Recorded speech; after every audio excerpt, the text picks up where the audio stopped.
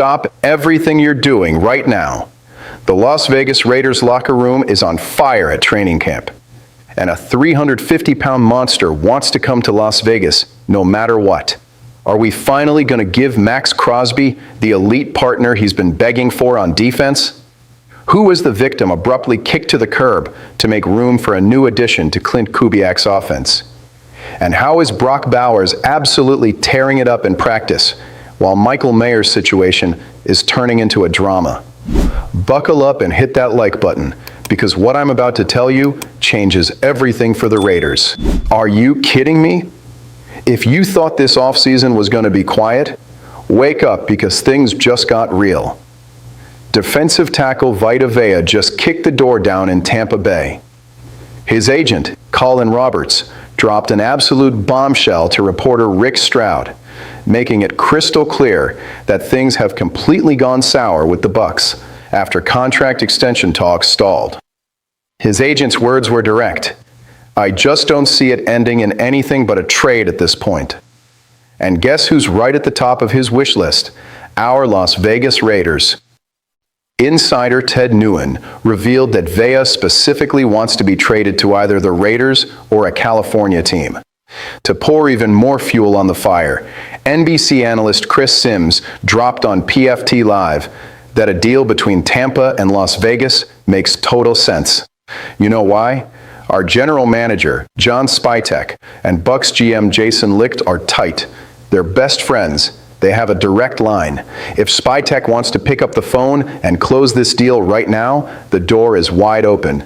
Just look at this animal's numbers in 2025.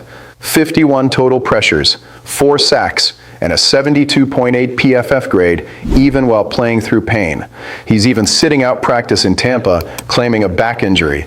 The classic move for a guy with his bags already packed. Now, put that in context for our team. Maxx Crosby gave a heavy interview on NFL Network, saying he's tired of carrying the entire load when it comes to leadership. Max kept it real. We've got a massive rookie quarterback in Fernando Mendoza, and we can't let him feel the weight of the world on his shoulders right out of the gate. Max said the NFL isn't basketball where Kobe Bryant could grab 5 guys and win by himself. There are 90 guys on a training camp roster. Bringing in a Super Bowl champion like Vita Vea to collapse the pocket from the interior and take command of the locker room would be a masterclass move. The front office can't sleep on this opportunity. They gotta go get him. If you thought the Shockers stopped there, hold on to your seats for this insane move the front office just pulled off in the last few hours. Management isn't playing games, and they prove there's zero room for charity in this Las Vegas locker room. Tight end Zach Kuntz, who was signed literally last week, was kicked to the curb. Along with him, undrafted rookie safety Tanner Wall out of BYU got cut too. Swift, cold, and straight to the point. But the real chess move came with the signing to fill that spot. We brought in veteran Chris Myarick, formerly of the Miami Dolphins and New York Giants.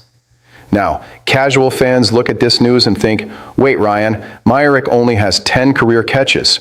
What's the point of this? Hold on, my friends. That's where the football IQ comes in that you only get right here. New offensive coordinator Klint Kubiak's offense absolutely requires a hybrid tight end who can double as a blocking fullback. We already brought in Connor Hayward in free agency, but in Kubiak's system, the fullback paves the way with brute force for our ground game. Myarick played that exact human brick wall role in the Giants' offense back in 2022.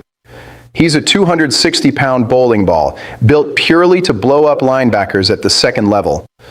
Cutting a 6'7" kid like Kuntz that fast shows the coaching staff realized the playbook fit was non-existent. Myarick comes in as elite insurance in case Hayward gets banged up or needs a breather. It's a blue-collar, under-the-radar signing, but it wins crucial divisional games in the AFC West when you need that one tough yard on the goal line. Nobody's slacking off here in Henderson. Keeping the pedal to the metal because the news keeps coming, let's turn our radar to what's happening on the practice field at training camp, where a perfect storm is brewing in our tight end room. On one side of the field, what Brock Bowers is doing is downright absurd. After a tough 2025 season hampered by that Week 1 knee injury, the kid is back looking like an absolute alien. Beat writer Sam Warren from The Athletic reported that Bowers is flat out torching our secondary on crossing routes, which happen to be the bread and butter of Klint Kubiak's system. There was a play in the second padded practice where Kirk Cousins threw a tightrope pass along the sideline, and Bowers, fully extended, made a ridiculous catch and dragged both feet in bounds like prime Davante Adams. The very next practice, he hauled in back-to-back touchdowns on crossing routes, and then lined up outside as a wide receiver and torched top corner Eric Stokes with a filthy double move for a massive gain. The guy is unstoppable. He is hands down the best young tight end in football today. On the flip side, the radar is flashing a concerning yellow light for Michael Mayer. RTE2 had to leave Monday's practice early with a bloody nose and ended up missing Tuesday's session altogether. Kubiak tried to downplay it in his presser, saying in classic tough guy fashion, he busted his nose open, but he'll be all right. Sure, playing with a helmet on means you can tough it out, but Mayer's situation is delicate. He's entering the final year of his contract. This 2026 season is make or break for him to prove his worth and secure a big payday in the league, whether here or with another team that sees him as a TE1.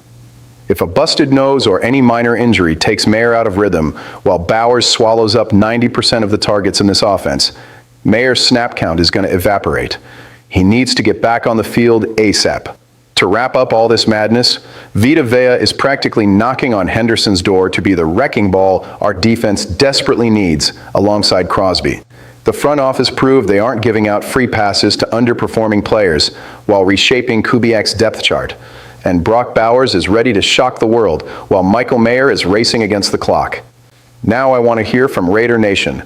With Vita Vea itching to get here and Spytek having a clear line to Tampa Bay, would you trade a second-round pick to pull the trigger on this deal right now? Or would you rather save the cap space and roll with our young defensive line? Drop your thoughts in the comments, smash that subscribe button, and let's ride.